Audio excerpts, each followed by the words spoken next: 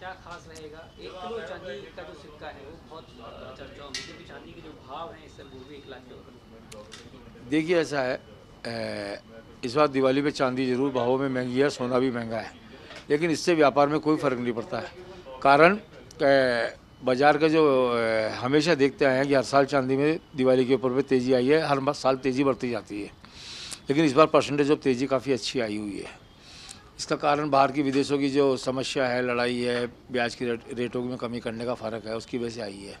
और फ्यूचर भी मार्केट तेज़ी का हर आदमी को समझ में आ रहा है कि आने वाला फ्यूचर्स भी चांदी में भी और तेज़ी आएगी, तो इसलिए व्यापार में इसका कोई भी इफेक्ट नहीं पड़ रहा कि ग्राहकी कमज़ोर है या ख़रीदारी कमज़ोर है। क्योंकि चांदी जब 5,000 थी जब भी बिकती थी, 10,000 भी बिकी, 50,000 भी बिकी, अब लाख रुपये हो गई तो भी बिकती रही है।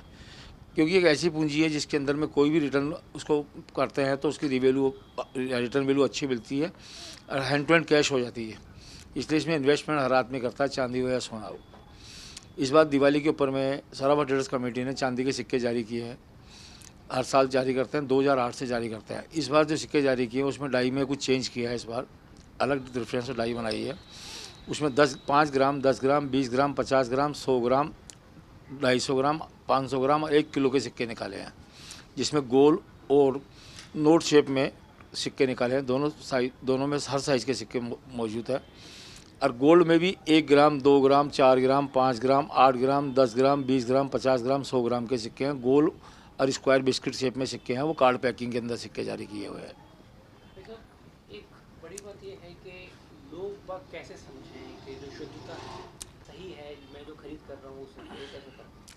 देखिए, हमने सिक्के 2008 से जारी कर रखे हैं और सराफा का जो लोगो है वो पेटेंट है, रजिस्टर्ड लोगो है, सेंट्रल गवर्नमेंट से रजिस्टर है, तो उसकी कोई भी डुप्लीकेसी करेगा तो उसे कानूनन मुलजिम माना जाएगा, उस पर कार्रवाई की जाएगी। इसलिए हमारा जो पेटेंट लोगो है, सराफा एसोसिएशन उसके सिक्के बनाती है, पूरे जयपुर राजस्थान के अंदर में हर व्यापारियों के सप्लाई जाती है। उसमें हमारे कुछ डीलर नियुक्त किए हैं, उनके द्वारा सभी जगह सप्लाई जाती है। तो उस सिक्के में किसी भी दुकानदार से कोई भी व्यापारी खरीदेगा उसकी जिम्मेदारी एसोसिएशन की रहेगी। किसी को भी कोई गलत सिक्का नहीं मिलेगा, किसी से भी लेवे सराफा का लोगो देख के सिक्का लेवे। क्या लिखा रहता है उसके लिए?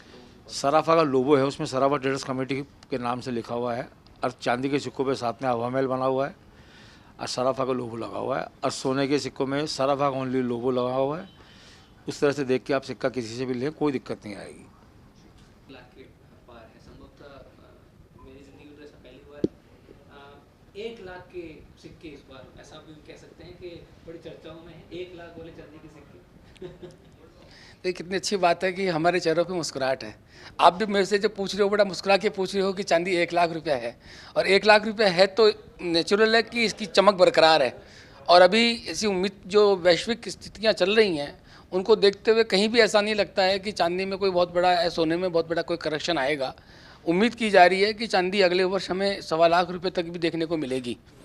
अब बात करते हैं हम सराफा ट्रेडर्स कमेटी द्वारा जो सिक्के हम दीपावली के अवसर पर प्रतिवर्ष शुद्धता से परिपूर्ण जो होते हैं, जो हमने 2008 में इनको लॉन्च किए थे एसोसिएशन के द्वारा, तो वो यही दृष्टिकोण था कि मिलावटी सिक्के बाजार में चला करते थे और उपभोक्ता उससे अपने आप को ठगा सा महसूस करता था।